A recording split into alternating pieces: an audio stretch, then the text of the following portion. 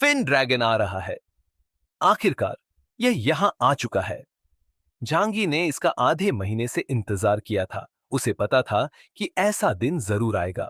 समुद्र का बादशाह बिना बदला लिए अपने ऊपर हुए हमले को बर्दाश्त नहीं करेगा, क्योंकि समुद्र की दुनिया खुद ही सर्वाइवल ऑफ द फिटेस्ट पर चलती है, जो इंसानों की दुनिया से भी ज्यादा क्रूर है।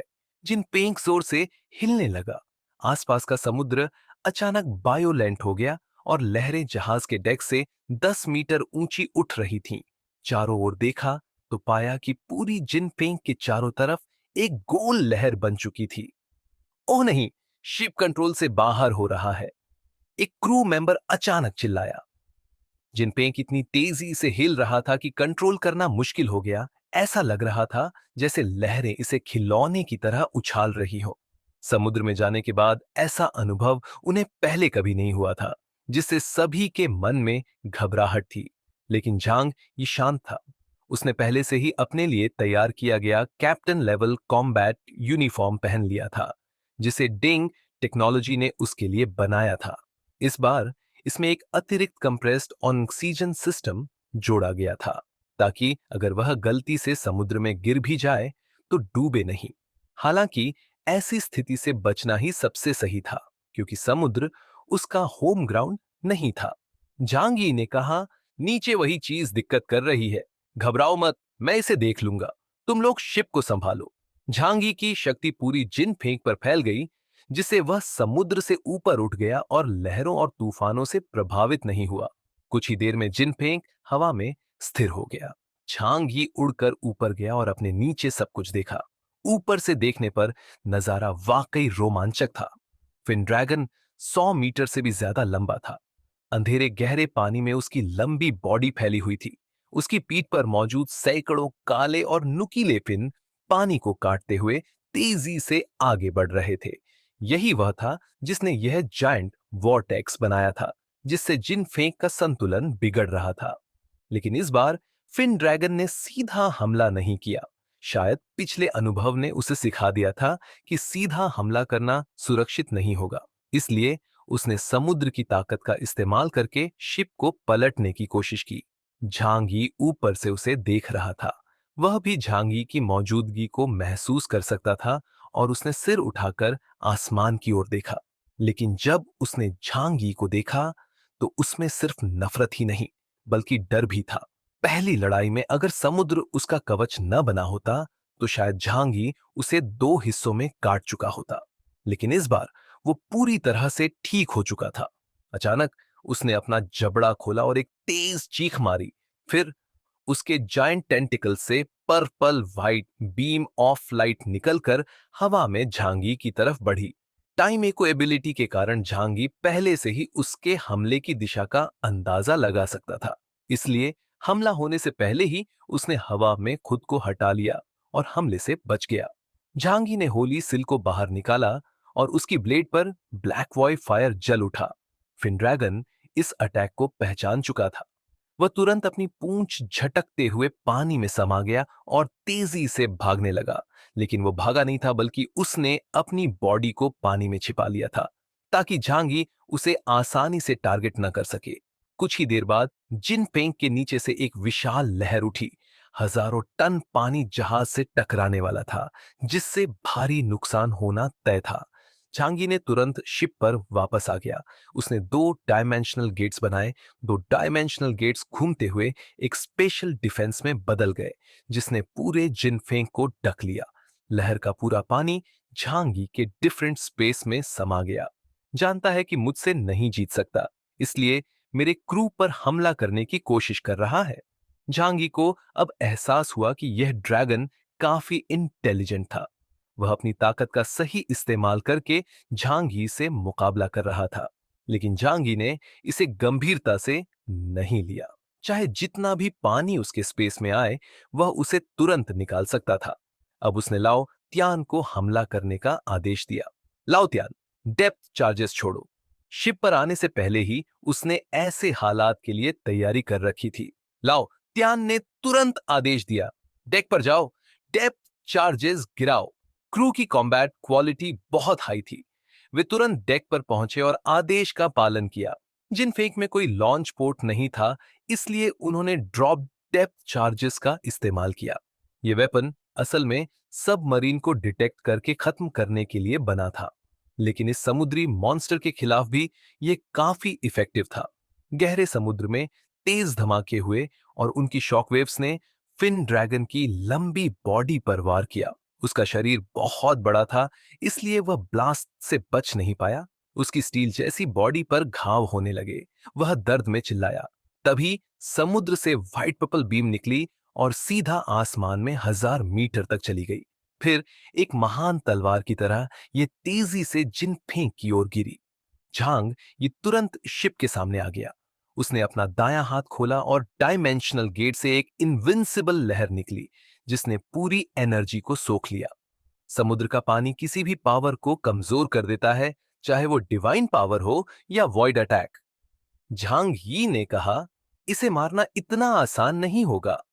ये समुद्र उसका बैटलफील्ड नहीं था, और यही सबसे बड़ी समस्या थी।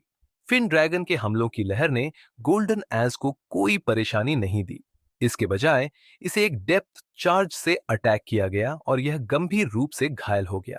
इसके अलावा इसकी खुद की एबिलिटी एटॉमिक ब्रीथ जांग यी द्वारा पूरी तरह से रोकी गई थी, और उसे एहसास हुआ कि अगर यह लड़ाई जारी रखता है तो कोई नतीजा नहीं निकलेगा। इसलिए यह फिर से गहरे समुद्र में चला गया, और जल्द ही जिन फेंग जहाज के नीचे से उसका विशाल और डरावना साया गायब हो गया। झांगी ने अपने हाथ फैला दिए। ये काफी फेयर रहा। समुद्र में उसका डिसिप्लिन लिमिटेड रहेगा, लेकिन एक बार अगर फिन ड्रैगन जमीन पर आया तो चाहे वो कितना भी स्ट्रांग क्यों ना हो, इसे खत्म कर दिया जाएगा, जब तक कि इसमें कैन्यूट की एबिलिटी ब्लू शार्क की तरह किसी सॉलिड मीडियम में मूव करने की ताकत न हो। झांग ये बोला, तेरी किस्मत अच्छी है। अगर मैं इस बार किसी वॉरशिप में आता तो तुझे जरूर खत्म कर देता। आखिरकार जिनफेंग सिर्फ एक सिविलियन शिप है, और इसकी अटैक और डिफेंस कैपेबिलिटी किसी वॉरशिप जितनी नहीं है। उसके अलावा हुआक्सू कंट्री की मौजूदा वॉरशिप लेवल और ज्यादा पावरफुल हाई स्पीड टॉर्पीडो के यूज से ये मॉन्स्टर भी बचने पर मजबूर हो जाता। फिनड्रैगन बहुत चालाक है। ये तब लड़ता है जब उसे सही मौका मिलता है, लेकिन जैसे ही उसे लगता है कि स्थिति खराब हो सकती है, वह तुरंत भाग जाता है। उसे यह भी पता है कि आकाश में उड़ता छोटा इंसान उसके साथ समुद्र की गहराइयों में लड़ने नहीं आ सकता। झांग ही वापस जिन फेंक पर लौट आया, और फिलहाल के लिए यह मामला खत्म हो गया। हालांकि उसने एक बार फिर लाओ त्यान और बाकी क्रू मेंबर्स को ज्यादा सतर्क रहने के लिए रिमाइंड किया। ऐसे समुद्री मॉन्स्टर्स बहुत ज्यादा एक्टिव होते हैं, और यह पता नहीं होता कि वे कब फिर से अटैक कर सकते हैं। जिस अटैक का उसने अभी अभी सामना किया, वह भले ही जांगी के लिए मामूली था, लेकिन बाकी लोगों के लिए यह किसी 10 मैग्नीट्यूड के भूकंप से कम नहीं था। ऐसे समुद्री मॉन्स्टर आसानी से एक 10,000 टन शिप को नष्ट कर सकते हैं और सभी को समुद्र में दफना सकते हैं। फिन ड्रैगन के भागने के बाद झांगी ने बोट को फिर से समुद्र में स्टेबल किया। बर्फीला तूफान जारी था और हवा और लहरें बहुत तेज थीं, लेकिन जब वॉर्टेक्स का असर नहीं था तो बोट को कंट्रोल किया जा सकता था। लेकिन फिलहाल आगे बढ़ना नामुमकिन था। एंकर डाल दिया गया था और तूफान के खत्म होने तक इंतजार करना जरूरी था। इस तरह जिनफेंग अब भी हिल रहा था। झांगी कंट्रोल रूम में कुर्सी पर बैठा था और जल्दी जाने की जल्दी में नहीं था। उसे भी फिन ड्रैगन के अचानक लौटने से सतर्क रहना था। जिनफेंग पर कम विजुअल के कारण कई लोगों को अभी भी नहीं पता था कि हुआ क्या था। कुछ लोगों के लिए यह एक बहुत बड़ी अफसोस की बात थी, क्योंकि अगर वे झांगी की पावर जानते तो वे कोई बेतुके विचार नहीं रखते। एक दिन और एक रात बीत गई और धीरे धीरे बर्फीला तूफान थम गया। जिन पेंक पर मोटी बर्फ जम गई थी, समुद्र में बर्फ के टुकड़े बिखरे हुए थे और बड़े बड़े आइस फ्लोट्स तैर रहे थे। झांग ये पूरे दिन कंट्रोल रूम में निगरानी कर रहा था और अब थोड़ा सुस्त महसूस कर रहा था। उसने लाओ त्यान से कहा, कुछ लोगों को बुलाकर सफाई करवाओ, फिर हम निकल सकते हैं। मैं कुछ देर के लिए रेस्ट करने जा रहा हूं। मुझे कमजोरी महसूस हो रही है। अगर फिन ड्रैगन या कोई और परेशानी हो तो मुझे जगा देना। जी मिस्टर झांग, लाओत्यान ने कहा। झांग यी ने उबासी ली और अपने रूम में आराम करने चला गया। लाओत्यान ने तुरंत कुछ लोगों को बुलाकर जहाज की बर्फ साफ करवानी शुरू कर दी। जल्द ही जिनफेंग ने एंकर उठाया और सफर जारी रखा। अब जाकर कुकलाओ शे किचन में आया और खाने की तैयारी शुरू की। असल में यह लंच टाइम था, लेकिन आज खाना 3 बजे के बाद ही सर्व हुआ। हमेशा की तरह वह डाइनिंग कार्ड धकेलते हुए रॉक फ्लो ग्रुप के केबिन के दरवाजे तक गया और खाने के लिए बुलाने लगा। चाहे सुंग कमरे से बाहर आया और उसकी पत्नी किम जिम्मी उसके सामने वाले कमरे से निकली। चाहे सुंग ने उसे एक नजर देखा। जिन जिमी तुरंत समझ गई और वह लुभावने कदमों से शे चांगमिंग की ओर बढ़ी। शे चांगमिंग असल में खाना डिलीवर करके जाने वाला था, लेकिन जैसे ही उसने जिन जिमी के कातिलाना एक्सप्रेशन और मासूम चेहरे को देखा, वह ठहर गया। जिन जिमी ने शे चांगमिंग का हाथ पकड़ लिया और बाकी लोग समझदारी से वहां से खिसक गए। जिन जिमी ने शे चांगमिंग का हाथ पकड़ते हुए कहा, ओप्पा, मुझे हाल ही में अच्छा खाना चाहिए ताकि मैं बॉडी रिकवर कर सकूं। क्या तुम मेरी मदद करोगे? शिए चांगमिंग ने हंसते हुए उसे अपनी बाहों में भर लिया। तुम्हें अच्छा खाना चाहिए ना? ये तो आसान है। ओप्पा तुम्हारी हर ख्वाहिश पूरी करेगा। वह उसे लेकर जल्दी से बाथरूम की ओर बढ़ गया। उसे नहीं पता था कि दाढ़ी वाला रुडोल्फ पहले से ही मौके का इंतजार कर रहा था। रुडोल्फ एक एक्सपर्ट पिकपॉकेट था और उसने शे चांगमिंग के कम्युनिकेशन डिवाइस को बड़ी सफाई से चुरा लिया। इसके बाद उसने इसे आइसन मैन को सौंप दिया, जो पहले से तैयार था। जितना जल्दी हो सके भेज दो, पता नहीं क्या होने वाला है। आइसन मैन ने चैनल खोलने के लिए टेक्नोलॉजी का यूज किया और कोलंबिया ओशन फ्लीट से कांटेक्ट करने की कोशिश की। समय बीत रहा था और उनके दिलों की धड़कन तेज हो रही थी। चे हैचिंग ने कम्युनिकेटर उठाया और अनजाने में निगल लिया। उसके हाथ अभी भी कांप रहे थे, लेकिन समय किसी के लिए नहीं रुकता, इसलिए उसने जल्दी से पहले से तैयार की हुई कॉपी डाल दी। आखिरी स्टेप था सेंड बटन दबाना। बहुत ज्यादा नर्वस होने के कारण चे हैचिंग की उंगली स्क्रीन पर कई बार घूमी। आखिर में जीए यूनफन से रहा नहीं गया और उसने खुद सेंड बटन दबा दिया। सभी ने एक साथ निगल लिया और अपने दिल पर रखा भारी पत्थर उतार दिया। लेकिन यह राहत ज्यादा देर तक नहीं चली, क्योंकि उन्होंने देखा कि स्क्रीन पर सर्कल घूमने लगा। चे हैचिंग घबरा गया और जल्दी से आइसनमैन से पूछा, मिस्टर आइसनमैन, ये क्या हो रहा है? आइसनमैन ने एक नजर डाली और लाचारी से कहा, हम समंदर में हैं और हम सिर्फ एक नॉर्मल पर्सनल कम्युनिकेशन डिवाइस का इस्तेमाल कर रहे हैं। सिग्नल ट्रांसमिशन स्लो होना नॉर्मल है। चहैचिंग ने नर्वस होकर पूछा, कहीं डिलीवरी फेल तो नहीं हो जाएगी? आइसन मैन कुछ सेकंड के लिए चुप रहा और फिर सिर हिलाया।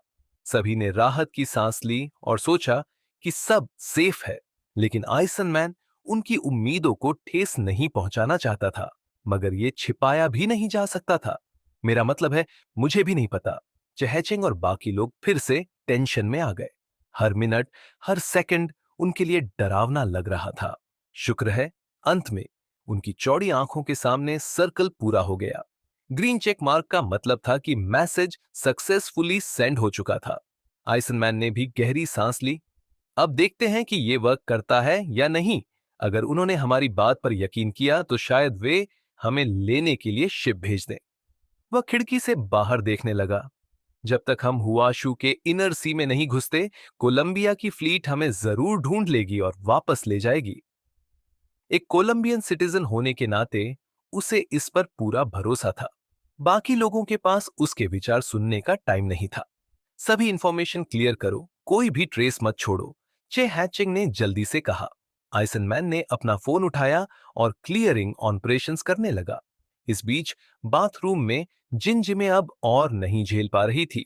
ये नहीं था कि वह कोशिश नहीं कर रही थी, बल्कि सच ये था कि लाओ जिए की क्षमता वाकई सीमित थी। आइसन मैन और बाकी ने कम्युनिकेटर से सभी ट्रेसेस क्लियर कर दिए और इसे रुडोल्फ को सौंप दिया। रुडोल्फ सावधानी से कम्युनिकेटर लेकर बाहर आया और फिर जोर से 2 बार खांसा। उसके सिग्नल के बाद जिन जिमे ने राहत की सांस ली। 2 मिनट बाद जिए चांगमिंग बाथरूम से बाहर आया, जबकि जिन जिमे एक हैंडकी से अपना मुंह पोंछते हुए अपने कपड़े ठीक कर रही थी। रूडोल्फ ने बाथरूम जाने का नाटक किया और जल्दी से वहां पहुंचा, एक हाथ से अपना पेट पकड़ते हुए। फिर बहुत सावधानी से उसने कम्युनिकेटर वापस जिए चांगमिंग की बॉडी में डाल दिया। प्रोफेशनल पिकपॉकेट्स, उनकी चोरी करने की स्किल्स वाकई लाजवाब थी। जिए चांगमिंग के पैंट की पॉकेट में कम्युनिकेटर डाला गया। उसकी पैंट टाइट नहीं थी, इसलिए अगर कोई इसे निकालता तो उसे महसूस हो जाता। लेकिन रुडोल्फ के पास इसे बिना नोटिस हुए करने का अपना ही तरीका था। जिए चांगमिंग आज जिन जिमे की सर्विस से बेहद खुश था और संतुष्टि के साथ मिडिल केबिन से बाहर चला गया। उसे बिल्कुल अंदाजा नहीं था कि चे हैचेंग और बाकी ने आज क्या किया था। झांगी पूरी रात जगा था और अब कमरे में गहरी नींद में था। जल्द ही ये खबर कोलंबियन ओशन फ्लीट तक रोप फ्लाई आइलैंड पर सैटेलाइट के जरिए पहुंच गई। Investigation department, communication signal receive करने वाले सोल्जर ने हमेशा की तरह इसे कैजुअली देखा। हाल ही में कम इंफॉर्मेशन रिसीव हो रही थी। जब उसने देखा कि ये एक प्राइवेटली सेंड किया गया मैसेज है, तो उसने पहले इसे पढ़ने की जहमत नहीं उठाई, क्योंकि बिना देखे भी अंदाजा लगाया जा सकता था ये 100% एक हेल्प सिग्नल था। लेकिन अब बचे हुए सर्वाइवर्स कम होते जा रहे थे, या फिर उन्होंने उम्मीद ही छोड़ दी थी और अब नेवी से मदद नहीं मांग रहे थे। शायद ये इत्तेफाक था कि आज ड्यूटी पर मौजूद सोल्जर ने इस मैसेज को सरसरी नजर से देखा। लेकिन इस बार मैसेज में कुछ अलग था। मैजिक पावर वाले स्टोन्स इंसानों को एक्सट्रीमली पावरफुल स्ट्रेंथ दे सकते हैं। हुआशू स्टेट ने इसी मकसद से भारी संख्या में सोल्जर्स को समंदर में भेजा है। यह डिस्ट्रेस कॉल बाकी सबसे अलग था। अब तक मिले सभी मैसेज या तो प्लीडिंग होते, या डेस्परेट क्रोध से भरे होते, या फिर अपनी पूरी वेल्थ डोनेट करने की पेशकश करते। लेकिन ऐसा डिस्क्रिप्शन, एलियन जैसा डिस्क्रिप्शन बहुत ही रेयर था। एक प्रोफेशनल सोल्जर के तौर पर हालांकि उसे यह स्टेटमेंट फनी लगा, फिर भी उसने इसे ध्यान से दोबारा पढ़ा। प्रोफेशनल सेंसिटिविटी के कारण भले ही उसे नहीं पता था कि यह सच है या झूठ, उसने फिर भी इस इंफॉर्मेशन को अपने सीनियर को रिपोर्ट किया। वो नहीं जानता था कि सोर्स ऑफ गॉड जैसी कोई चीज भी मौजूद है, लेकिन उनके हायर अप्स में इसका literal translation Holi origin substance या ह्यूमन कंप्लीशन प्लान एसेंस था। यह खबर जल्द ही इन्वेस्टिगेशन डिपार्टमेंट चीफ बीमुट हेलिसन तक पहुंची, क्योंकि एक इंटेलिजेंस डिपार्टमेंट हेड के रूप में वह इस होली सब्सटेंस के बारे में अच्छे से जानता था। उसका एक बड़ा टास्क था इस मटेरियल की जानकारी इकट्ठा करना। मैजिकल येलो स्टोन, हुआशू स्टेट इसे पाने के लिए सोल्जर्स भेज रहा है, बहुत सस्पिशियस। हेलिसन तुरंत ही Columbian ocean fleet commander Douglas को रिपोर्ट करने चला गया। डगलस ने इंफॉर्मेशन पढ़ी, पाइप के 2 कश लिए और तुरंत हेलिसन को ऑफिस बुलाया। हेलिसन, ये इंफॉर्मेशन कहां से आई? सी से, एक नॉर्मल पर्सनल कम्युनिकेशन डिवाइस से सेंड की गई थी। डगलस ने थोड़ी देर सोचा और फिर अपने असिस्टेंट को आदेश दिया, मेजर क्रिश्चियन कॉर्नर को भेजो जो कोपरनिक्स शिप पर है। उसे जाकर यह चेक करना होगा। फिन ड्रैगन के डर कर भागने के बाद जिनफेंग तेजी से हुआशू किंगडम के त्यानहाई सिटी की ओर बढ़ता रहा। अगली सुबह नाश्ते के समय झांगी ने जू यूनक्वे को बच्चे को गोद में लिए जो केयर से मिलते देखा। उसका चेहरा काफी थका और बुझा हुआ लग रहा था, जैसे किसी ने उसकी सारी एनर्जी छीन ली हो। उसका पहले जैसा घमंड और आत्मविश्वास अब नजर नहीं आ रहा था। नीचे वाले केबिन में जो हत्याकांड हुआ था, उसके बाद से वो पूरी तरह टूट चुकी थी। अब झांगी को देखकर भी वो डरने लगी थी। झांगी को जिज्ञासा हुई कि वो यहां क्यों आई है, तो वो जो केयर की तरफ बढ़ गया। जू यूनक्वे ने झांगी को देखा और घबराकर झौ केयर से कहा, मैं अभी जाती हूं, बाद में जवाब देना। फिर जल्दी से अपने कमरे में जाकर दरवाजा बंद कर लिया। झांगी ने मुस्कुराते हुए सोचा, इस औरत ने फिर कोई प्रॉब्लम खड़ी कर दी है। खुद मदद मांगने में शर्म आ रही है तो जो केयर को आगे कर रही है। झांगी ने जो केयर से पूछा, वो क्या करने आई थी? जो केयर ने मुस्कुराकर उसका हाथ थामा और बोली, क्या करेगी, बच्चा ही उसकी प्रॉब्लम है। शुरू में बहुत एक्साइटेड थी, खुद को मां समझने लगी थी, लेकिन अब बच्चे ने उसे ऑलमोस्ट पागल कर दिया है।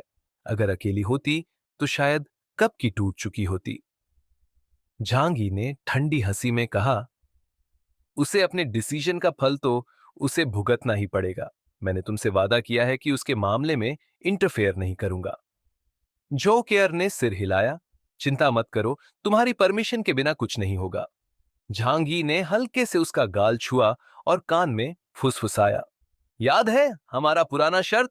अब मैं जीत चुका हूं। जो केयर शर्मा गई, लेकिन उसकी आंखों में हल्की सी उम्मीद भी थी।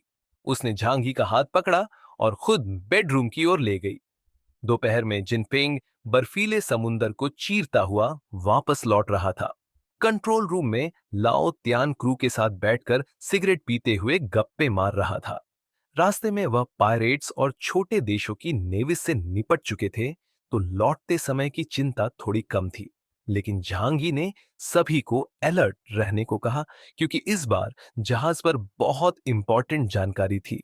गलती की कोई गुंजाइश नहीं थी। अचानक रेडियो पर एक गहरी आवाज आई, ध्यान दे, हम सस्पिशियस शिप्स के पास आ रहे हैं। हम कोलंबियन नेवी हैं और आपकी शिप की जांच करेंगे। कृपया तुरंत रुके और कोऑपरेट करें। कोई लड़ने या भागने की कोशिश मत करना, वरना हम सीधा हमला करेंगे। ये सुनते ही पूरे क्रू में हलचल मच गई। लाओ त्यान कंसोल की तरफ भागा और तुरंत झांगी को खबर दी। झांगी का चेहरा गंभीर हो गया। कोलंबियन नेवी से वो बचना चाहता था, क्योंकि ये लोग बहुत ताकतवर थे और उनकी ओशियन फ्लीट सबसे खतरनाक मानी जाती थी। जू जेंग ने भी उसे डिपार्चर से पहले वार्निंग दी थी। अगर किसी से सावधान रहना है तो वो कोलंबिया की ओशियन फोर्स है, जिसमें न सिर्फ वर्ल्ड क्लास शिप्स हैं, बल्कि म्यूटेंट्स भी हैं। झांगी ने पूछा, उन्होंने कहा क्यों आ रहे हैं? लाओ त्यान बोला, उन्होंने कहा हम सस्पिशियस हैं और रूटीन इंस्पेक्शन करेंगे। झांगी की आंखें सिकुड़ गईं। ये अभी भी हाई सी में है, यहां कोई रूटीन इंस्पेक्शन नहीं होता। डिस्टेंस कितना है? रेडार बता रहा है अभी भी 20 नॉटिकल माइल्स दूर है। झांगी ने कहा, जैसा कह रहे हैं वैसा करो, कोई एक्शन मत लेना। वो तुरंत कॉम्बैट यूनिफॉर्म पहनने लगा और सोच में पड़ गया। जो केयर ने पूछा, क्या हुआ? झांगी ने कहा, कोलंबियन नेवी मिल गई है, शायद बड़ी मुसीबत है। वो मुस्कुराकर बोला, चिंता मत करो, कुछ नहीं होगा। लेकिन अंदर ही अंदर वो जानता था कि वर्स्ट केस में उसे जहाज छोड़कर जो केयर के साथ भागना पड़ सकता है। बाकी क्रू को छोड़ना पड़ेगा, यही एक बात उसे खल रही थी।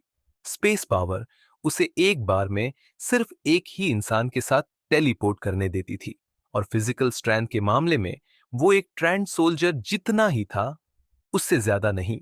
झांगी ने पहना अपना कॉम्बैट यूनिफॉर्म और वार्डरोब साइड में किया। उसने दीवार को टटोला और आसानी से डार्क रूम खोल दिया। फिर अंदर जाकर थोड़ी देर छुप जाओ। ये डार्क रूम जिन फेंक पर पायरेट्स से डील करने के लिए खास बनाया गया था। झांगी ने चेन जिंगुआन से इसे स्ट्रॉन्ग रीइंफोर्स कराया था। यहाँ कोई एक बार छुप जाए तो ढूंढना और तोड़ पाना बहुत मुश्किल था। उसे सिर्फ जो केयर की सेफ्टी की फिक्र थी, इसलिए उसने उसे वहीं छुपा दिया। झांगी, तुम भी केयरफुल रहना, मैं सब सॉर्ट कर लूंगा, झांगी ने मुस्कुराते हुए कहा। फिर वो तुरंत जियांगनान रीजन हेडक्वार्टर्स से कांटेक्ट करने गया। बड़ा प्रॉब्लम हो तो लीडर से इंस्ट्रक्शन लेना ही बेस्ट होता है। लेकिन पहले वो जू युनक्वे के रूम पर गया और नॉक किया। भले ही उसका मिशन सिर्फ गोल्ड प्लेटिंग वाला था, पर वो जू जिंग की भतीजी थी, तो उसे साथ ले जाने से जिम्मेदारी बांटना आसान हो जाता। तभी कोलंबियन नेवी का शिप पास आ गया। जू युनक्वे ने थके चेहरे से दरवाजा खोला और अंदर से टॉमी के रोने की आवाज आ रही थी। अगर कुछ गड़बड़ हो तो जू शुआई से तुरंत कांटेक्ट करना, उसने सू नुआंशी से कहा। बच्चे को लेकर दूसरे रूम में जाओ। तुम नहीं देख रहे टॉमी कितना रो रहा है? सू ने कहा। झांगी ने उसे एक झापड़ मारा। Get out! सू नुआंशी रोती हुई भाग गई। जू युनक्वे थोड़ी अपसेट हुई पर चुप रही। क्या प्रॉब्लम है? उसने पूछा। कोलंबियन नेवी हमारी शिप की इंस्पेक्शन करने आ रही है।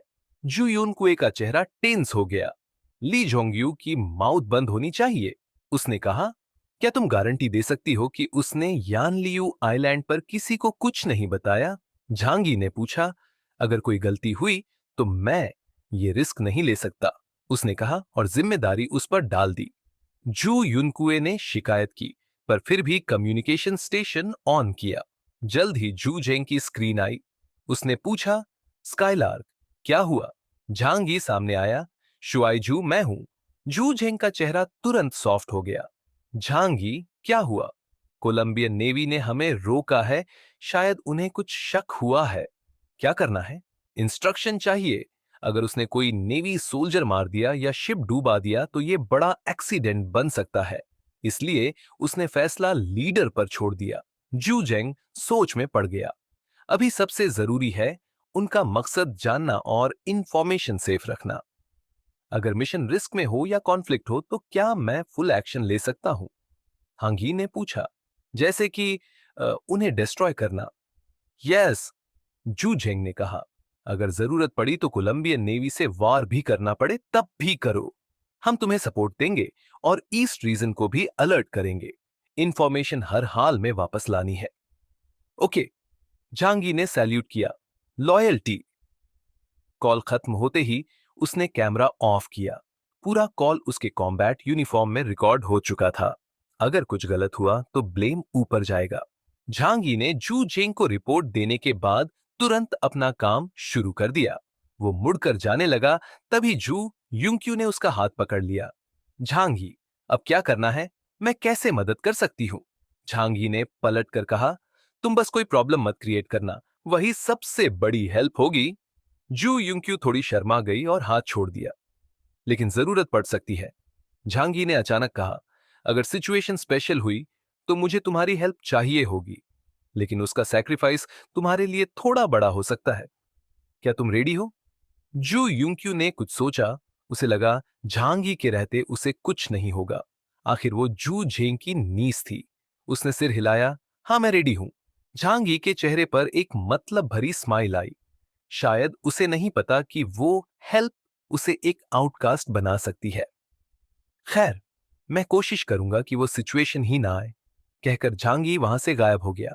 अगले ही पल वो मिडिल कैबिन में दिखाई दिया। वहां हॉलवे में लोग उसे देखकर शॉक्ड रह गए। झांगी ने किसी की तरफ ध्यान नहीं दिया और सीधे ली जोंगयू के रूम में गया। ली जोंगयू, मेरे साथ चलो। सबकी सरप्राइज्ड नजरों के बीच वो उसे लेकर बाहर आया। बाहर आकर झांगी ने कहा, अब तुम मुझे उस येलो स्टोन के बारे में सब कुछ बताओ। हम बिग ट्रबल में हैं और मुझे इंश्योर करना है कि कोई इंफॉर्मेशन लीक ना हो। ली जोंगयू ने सिचुएशन समझी और बोला, ओके, मैं सब बताता हूं। उसने बताया कि उसे वो स्टोन स्टार आइलैंड पर फॉगी वैली नाम की जगह पर मिला था।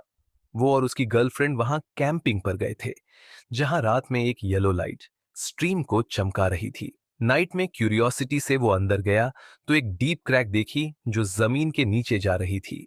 लेकिन नेक्स्ट डे मॉर्निंग सब गायब था। सिर्फ एक स्मॉल फ्लोरोसेंट येलो स्टोन बचा। वो बस उसे एक कलेक्शन आइटम समझकर उठा लाया। उसे क्या पता था कि वही सोर्स ऑफ गॉड की एनर्जी थी जिससे उसकी पावर्स अवेकन हो गई। झांगी पहली बार इस स्टोन के बारे में इतना डिटेल में सुन रहा था। अब उसे शक होने लगा था कि एंड ऑफ द वर्ल्ड शायद कोई एक्सीडेंट नहीं था। Star island, foggy valley. उसने उस प्लेस को याद कर लिया। तुम कैबिन में ही रहो, बाकी चीजों की फिक्र मत करो, झांगी ने कहा। उसे पता था कि कुछ लोग ट्रूथ जानते हैं, इसलिए या तो सब साथ जाएंगे या फिर। झांगी ने ली जोंगियो की बैग को देखते हुए मन ही मन कहा, बस इस एंडलेस आइस ओशन में दफन हो जाओ। झांगी कंट्रोल रूम पहुंचा। लाओ त्यान और बाकी क्रू बॉडी आर्मर पहनकर सब मशीन गन लिए रेडी थे। शिप कितनी दूर है? झांगी ने पूछा। About 3 minutes. गुड। सब अपनी ड्यूटी पर ध्यान दो, बाकी मैं हैंडल कर लूंगा। कोलंबिया के वारशिप के सामने ये लोग ज्यादा कुछ नहीं कर सकते थे। उधर वॉरशिप कोपरनिक्स पर नेवी कमांडर क्रिश्चियन कॉर्नर ने शिप को जीन फेंग की तरफ मूव करने का ऑर्डर दिया। वो कमांड रूम में खड़ा था और जीन फेंग के रुकने पर बोला, अकेला आइस ब्रेकर इतना लॉन्ग सी वॉइस कर रहा है, जरूर कुछ सस्पिशियस है। कोपरनिक्स का टॉर्पीडो रूम रेडी था। जरा सी भी गड़बड़ होते ही हाई स्पीड टॉर्पीडो लॉन्च हो जाते। मिसाइल बे ओपन नहीं किया गया था। कॉनर के हिसाब से इसकी जरूरत नहीं थी जब तक कोई सुपर थ्रेट ना हो। आइस एज के बाद कोलंबिया की मिलिट्री भी अफेक्टेड थी, इसलिए वेपन्स सेव करना जरूरी था। कुलिम, अपने लोग लेकर जाकर शिप की इंस्पेक्शन करो। कॉनर ने अपने बगल में खड़े ठंडे लुक वाले ऑफिसर से कहा। वो था लेफ्टिनेंट कमांडर बेलॉट कुलिम। Hook nose, light blue eyes और सफेद सा चेहरा। कॉनर बहुत सतर्क था। इस महान म्यूटेशन के दौर में किसी को नहीं पता कि अगली बार किस तरह का दुश्मन सामने आ सकता है। इसलिए उसने दूर से ही जिनफेंग को टॉर्पीडो से लॉक कर दिया, लेकिन कोपरनिकस को पास नहीं आने दिया। उसने बालोद कुलिम को शिप पर जांच के लिए भेजा। यस कैप्टन, जियोवान्ना ने ऑर्डर लिया और निकल गई। कॉनर ने सोल्जर्स को जिनफेंग को वार्न करने कहा, सावधान रहें, हम कोलंबियन नेवी ओशियन फ्लीट से हैं। अब हम आपके जहाज की बोर्डिंग इंस्पेक्शन करेंगे। कृपया सहयोग करें और भागने या विरोध की कोशिश न करें, वरना हमें अटैक करने का अधिकार है। झांगी ने आवाज सुनी तो हल्का सा हंसी उसके चेहरे पर आई। Boarding inspection? लाओ त्यान ने गंभीर होकर पूछा। सर, क्या हम अटैक की तैयारी करें? झांगी ने कहा, नहीं, हमारे पास इतने वेपन्स नहीं हैं कि कोलंबिया की एडवांस क्रूजर से लड़ सके। सब अपने काम करो, मेरे इशारे का इंतजार करो। झांगी डेक की तरफ गया, लेकिन बाहर आते ही देखा कि आसमान का रंग बदल रहा था। बादल गहरे ग्रे हो चुके थे और सिर के ऊपर मंडरा रहे थे। एक जानी पहचानी सी आवाज उसके कानों में गूंजी, फिर कंधे पर कुछ गिरा। बारिश की एक बूंद। झांगी ने नीचे देखा, -30 से 40 डिग्री में बारिश। धीरे धीरे और बूंदें गिरने लगी। सच में बारिश हो रही है, उसने चौंक कर कहा। लेकिन दूसरों को यह पता नहीं था। इतने दिनों बाद बारिश देखकर सब कैबिन से बाहर दौड़ पड़े। नीचे वाले कैबिन में बंद लोग बाहर नहीं आ सकते थे, लेकिन रॉक फ्लो ग्रुप फ्री था, तो वो सब बाहर आ गए। वाह, बारिश हो रही है! क्या आइस एज खत्म हो गया? हम फिर से पुरानी जिंदगी में लौटेंगे। जू यूनक्वे और सुनुआंशी खिड़की से बाहर देख रही थी। क्या प्यारी बारिश है! चलो बाहर चलें। हाँ, साथ चलते हैं। वो दोनों हंसते हुए बाहर दौड़ पड़ी। डेक पर लोग जश्न मना ही रहे थे कि अचानक चीखें गूंज उठी। बारिश उनके सिर पर गिरी और बाल झड़ने लगे। सफेद धुआं उठने लगा, कपड़े जलने लगे, स्किन पर लाल दाने पड़ गए। सब भागकर कैबिन की तरफ दौड़े। इसी बीच कुछ लोगों की नजर कोलंबियन वॉरशिप पर पड़ी। चेहाई चैंग, जो यूनफान खुश हो गए। उनका प्लान सफल हुआ। सुनुआंशी ने दूर देखा और कहा, कोलंबिया का वॉरशिप बहुत हैंडसम लग रहा है। जो यूनक्वे ने ठंडी नजरों से देखा, मुझे लगता है इरादे ठीक नहीं है। ऐसा क्यों? कोलंबिया तो पीस लीविंग कंट्री है। जो यूनक्वे ने कुछ नहीं कहा, बस चुपचाप समुद्र की तरफ देखने लगी। झांगी ने कहा, सब लोग वापस अंदर जाओ। ये एसिड रैन है, बहुत ज्यादा घातक। उसके कॉम्बैट सूट की सिस्टम ने बारिश की कंपोजिशन एनालाइज कर ली थी। बारिश का असर जिनफिंग पर बुरा पड़ा। पेंट उतर गया, धातु गलने लगी। जहाज बूढ़ा और टूटा फूटा सा लगने लगा। ऊपर से देखने पर साफ दिखता कि ये एसिड रेन सिर्फ जिनफेंग के आसपास ही हो रही थी। कॉपरनिकस अब भी दूरी पर था, लेकिन कोई आ चुका था। झांगी एक टॉप लेवल म्यूटेंट था। उसे स्पेस फ्लक्चुएशन का एहसास हो गया। बारिश के बीच अचानक एक अजीब नजारा बना। बूंदें रुक गईं, दोनों तरफ फिसलने लगी। फिर उसमें से धीरे धीरे 10 फुल्ली आर्म्ड कोलंबियन मरीन्स बाहर आए। सबसे आगे वाला भारी डार्क ग्रीन रेनकोट और ब्लैक मास्क में था। झांगी ने सोचा, ये जरूर म्यूटेंट है।